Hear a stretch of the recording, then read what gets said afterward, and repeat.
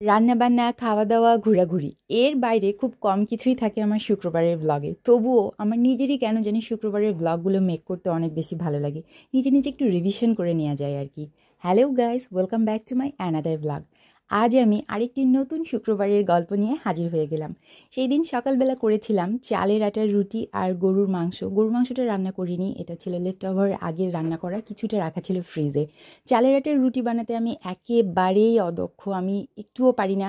সেই দিনও প্রায় এক হাঁড়ির মতো আটা নষ্ট করেছি, তারপর এটা করতে পেরেছিলাম।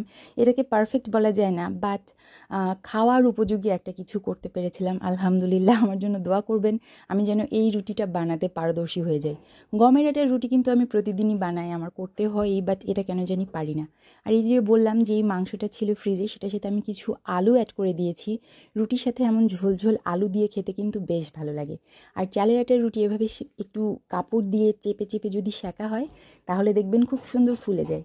এই তো রেডি সকালবেলার ইয়াম্মি একটা ব্রেকফাস্ট। এই খাবারটা সাধারণত কোরবানির ঈদে খাওয়া হয়ই হয়, অন্যান্য সময় খুব কমই হয়, বাট আমার খুবই পছন্দের একটা খাবার, তাই সেই দিন এটা করেছিলাম। যদিও পারফেক্টলি করতে পারি না, বাট পারি আর কি মোটামুটি। এরপরে দুপুরবেলার রান্নাবান্নার আয়োজন। আমি সেদিন চিকেন রান্না করেছিলাম দুপুরে, যেহেতু সকালবেলা বিফ খাওয়া হলোই। আর চিকেন আমার মেয়ে এবং হাজব্যান্ডের অনেক বেশি পছন্দ। এইটা কিন্তু পোলট্রি মুরগি, ওই যে যেই পোলট্রি মুরগিটা দেখে সবাই নাক সিটকায়, একটু ঘিন্না ঘিন্না করে, বাট রেস্টুরেন্টে গেলে আরামসে খায়, এটা হলো সেই পোলট্রি মুরগি। আমার বলতে কোনো লজ্জা নাই, আমার পোলট্রি মুরগি খাইতে অনেক বেশি ভালো লাগে, আমি খাইও। আর স্পেশালি এই রেসিপিটা, এটা কিন্তু আমার পেজে আমি শেয়ার করেছি, এটা এত মজা লাগে। আমি নিজে পোলট্রি মুরগির আরও বেশি ফ্যান হয়ে গিয়েছি যখন থেকে এই রান্নাটা আমি শিখেছি আর কি। এটার গ্রেভিটা দিয়েই না আপনি 1-1.5 প্লেট ভাত খেয়ে ফেলতে পারবেন, এতটা মজা। তো যদি কেউ চান আমার পেজে এই রেসিপিটা দেখে নিতে পারেন, এটা কিন্তু আসলেই অনেক বেশি টেস্টি। আর মাংস যেহেতু থাকবে, তার সাথে সাদা ভাত, একটু কাটা স্যালাড করেছিলাম। আমার এরকম মিক্সচার কাটা স্যালাডটা অনেক বেশি ভালো লাগে। এখন দেখবেন চটজলদি সবাই এমনি এমনি স্যালাড দেয়, এভাবে মাখিয়ে করে না, তবে আমার মাখানো বাংলা স্যালাডটা খুবই বেশি ভালো লাগে। এটা সিজদার লাঞ্চ পিরিয়ড, ওকে আমরা একটু আগেই খাইয়ে দেওয়ার ট্রাই করি, যাতে করে ও ঘুমোতে পারে, কেননা ও ঘুম থেকে ওঠার পরে আমাদের বাইরে যাবার একটা প্ল্যানিং থাকে। আর সিজদাকে ঘুম পাড়ানোর পর আমি আর আমার হাজব্যান্ড এখানে লাঞ্চ করছিলাম।